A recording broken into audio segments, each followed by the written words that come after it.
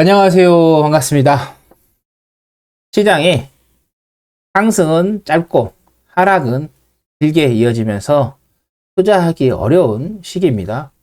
그리고 악재가 지금 나오고 있고 그 악재가 좀 잠잠해질만 하면은 다시 또 퍼지고 있는 그런 상태인데 최근에 중동에서의 지정학적 리스크죠.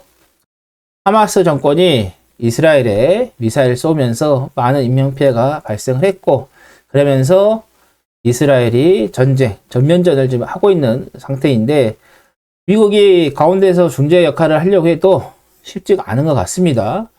또 반면에 미국은 우크라이나에다가 지원했듯이 현재 이스라엘에도 지원을 하는데 우크라이나에 지원했던 것보다 더 강력하게 현재 지원을 좀 하고 있는 그런 상태이고 그 다음에 미국에서 10년 만에 최고치 이 미국 10년물 국채금리가 5% 돌파를 했어요.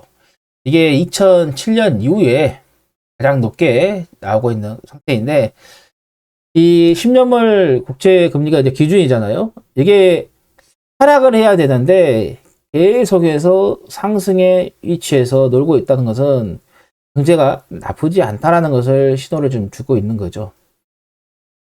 이 금리가 하락하지 않고 계속해서 상승하거나 아니면 고점에서 머무르게 되면은 미국 쪽에서 모기지 금리, 그 다음에 자동차 할부금들, 그 다음에 신용카드 빚 등에 엄청난 영향을 좀 줄 수밖에 없는 상태입니다.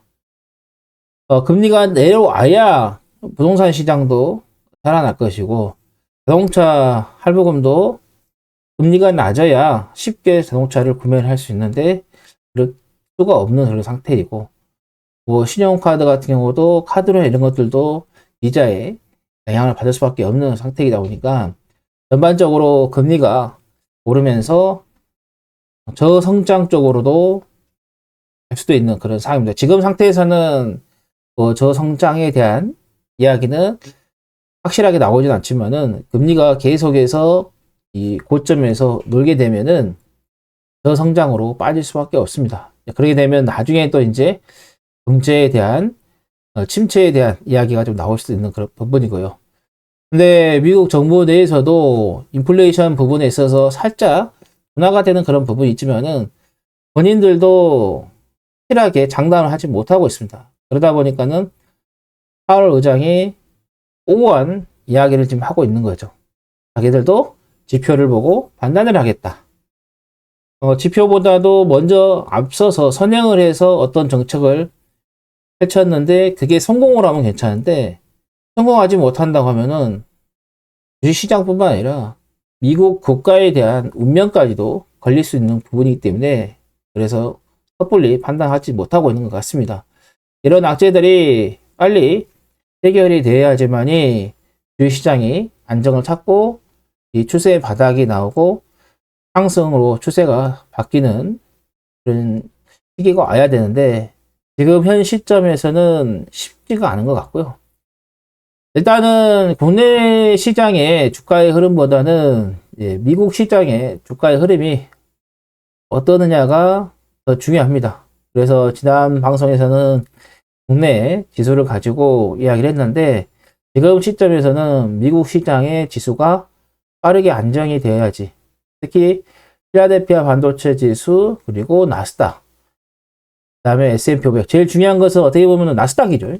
나스닥이 안정이 돼야 되는데 현재 구간에서 보면은 안정을 찾지 못하고 있는 그런 상태이고 자, 이번 주에 이제 알파벳, 메타, 아마존, 그다음에 마이크로소프트 등 실적 발표를 좀 앞두고 있는 상태인데 전반적으로 시장에서는 이 실적에 대한 부분은 문제로 좀 보고 있는 거예요. 뭐 좋지도 않고 나쁘지도 않고 이렇게 보고 있는데 이게 이제 나와봐야 알죠. 나오기 전까지는 누구도 알 수 없는 거고 일단은 뭐 메타하고 알파벳이 가장 강한 매출 성장세를 좀 기록할 것으로 좀 기대를 하고 있어요. 기대를 하고 있는데 나와봐야 안다고 말씀드렸죠. 자, 아마존 같은 경우는 아마존 앱 서비스가 좀 성장성이 좀 있을 것 같다. 그리고 MS 같은 경우는 인공지능 관련한 사업이 좀 매출에 영향을 주지 않았을까라는 생각을 좀 하고 있고요. 그 다음에 이제 이번 주에 이제 주 후반에 가서 개인 소비 지출 가격 지수가 좀 나옵니다. 9월 달 거, 지금 10월이니까요. 이게 전월 대비 0.4% 상승할 것으로 예상하고 있어요. 가격 지수가. 전월치와는 같은 수준인데, 그다음에 변동성이 높은 음식과 에너지를 제외한 근원 PC 가격 지수 같은 경우는 전월 대비 0.3%, 그다음에 전년 동기 대비해서는 약 3.7% 올랐을 것으로 전망이 되고 있습니다. 이거는 이제 주 후반에 나오는 지표들이기 때문에 주 초반에는 이제 알파벳이라든가 MX, 비자, GM, 그다음에 3M, 코카콜라 등이 기업들의 실적이 잡혀 있는 그런 상태이기 때문에 이런 것들이 좀 영향을 좀 줄 것 같아요. 근데 실적, 악재 이런 거 있지만은 제가 보는 관점에서는 가장 우선시 되어야 할 것은 기술적인 부분, 이 차트적인 부분이 가장 우선이 돼야 된다고 봅니다. 제가 여러분들하고 방송을 좀 할 때 보면은 저는 기본적인 내용은 그렇게 깊게 여러분들께 많이 이야기해드리지 않고 다루지도 않고요. 항상 제가 이야기하는 게 차트가 좀 앞서간다라고 이야기를 하잖아요. 7월달 같은 경우는 제가 이미 국내 이제 차트로 봤을 때 시장이 끝났다라고 여러분들께 이야기를 드렸었고, 이제 그거는 제 거 인스타에다가 올렸기 때문에 아마 여러분들께서 보신 분들이 그렇게 드물 거예요. 그렇지만은 이제 또 8월 달에 여러분들께 또 방송에서도 이야기를 좀 해드렸잖아요. 그때만이라도 알고 계셨더라면 추세적으로 쉽게 대응을 좀 하실 수가 있으셨을 거예요. 여기 보면은 7월 달에 날짜 나오네요. 7월 24일이잖아요. 코스피 기준. 작년 10월부터 상승했던 추세가 마무리 구간이었다. 이제는 상승은 제한적이며 하방은 열려있다라고 이야기를 좀 드렸는데,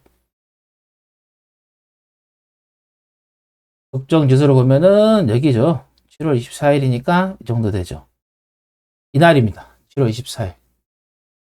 꼭지에서 이야기 드렸죠. 8월달, 8월 1일까지 갔다가 그대로 이제 쭉 이제 하락이 나오는 그런 부분인데,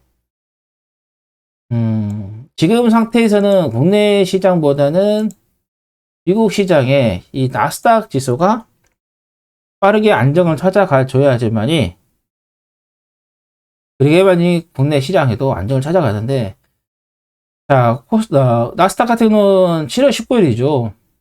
7월 19일 이후에 현재 보시면은 추세가 꺾여서 이렇게 하락은 길고 상승은 짧고, 또 하락은 길죠. 그다음에 상승은 짧고. 자, 그러면 이번에는 어떻겠습니까? 하락이 길게 나올 수밖에 없어요.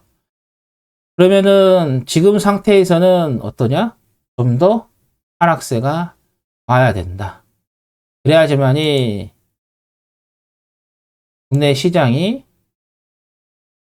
조금 그때까지 좀 기다려줘야 된다. 보시면 되겠어요. 이게 이제 코스피 지수잖아요.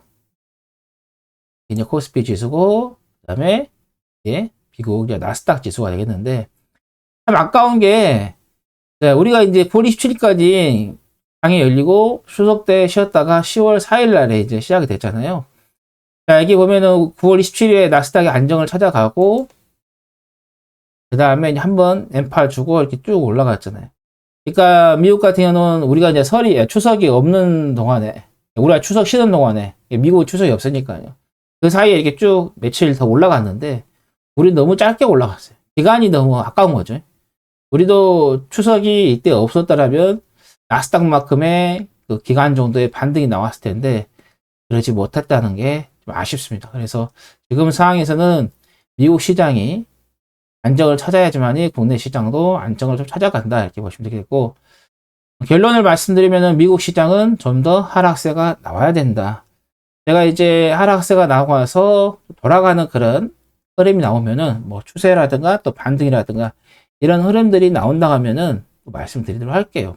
그래서 우리가 투자를 할 때는 제가 이제 7월 달도 말씀드렸고, 저기 인스타에서 7월 달 말씀, 8월 달에 이 구간에서 이제 말씀드렸었는데, 이제 끝났다라고요. 그 뒤로 이제 추세적으로 이제 계속 하락하는데, 제일 중요한 게 추세입니다.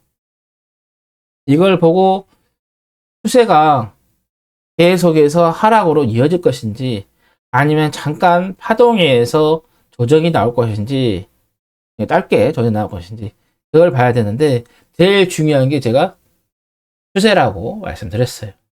그래서 일단은 국내 시장이든 미국 시장이든 추세가 무너져 있는 그런 상태이기 때문에 지금 상황에서는 좀 더 추세 하락은 이어질 수밖에 없겠다.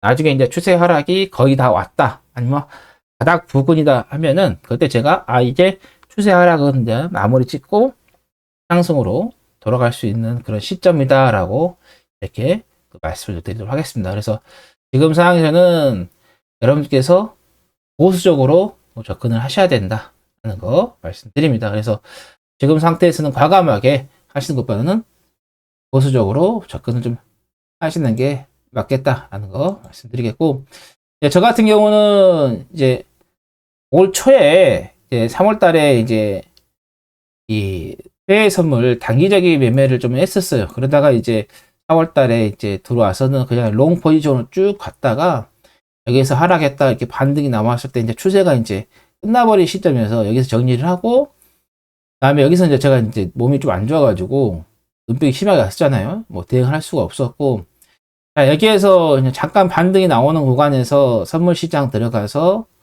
미국요 나스닥 선물 시장 들어가서 조금 수익을 좀 보고, 최근에 와서는 지금 풋에다가 포커스를 좀 맞추고 대응을 좀 하고 있거든요.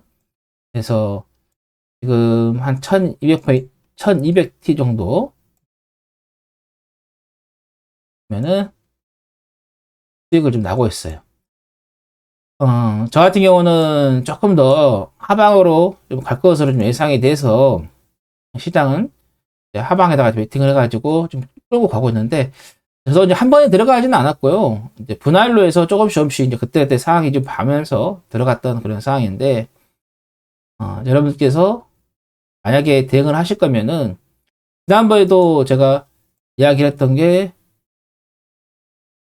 버스, 레버리지는 여기서 이제 끝났다라고, 여기서 쭉 빠졌을 때, 여기서 이제 끝났다라고 말씀드리면서 이제 올라오는 이 구간에서는 버스를 투자를 하시는 게 더 좋겠다라고 이야기를 드렸잖아요. 지금 보면은 고버스가 지금 가고 있는 그런 상태인데, 지금 상황에서는 고버스 늦지 않았습니다. 고버스 지금도 투자를 하셔도 뭐 크게는 수익은 낼 수는 없겠지만은 그래도 소규모의 또 수익률을 달성할 수 있으니까 지금도 늦진 않았기 때문에 이 고버스에 대한 부분도 투자를 좀 관심을 좀 가지시는 게 좋겠다라는 말씀 드립니다. 자, 결론을 좀 말씀드리면은 시장은 좀 더 하락이 이어지겠다. 그래서 추세 하락이 끝날 때까지는 여러분께서 보수적으로 접근을 하시는 게, 대응을 하시는 게 좋겠다라는 말씀 드립니다.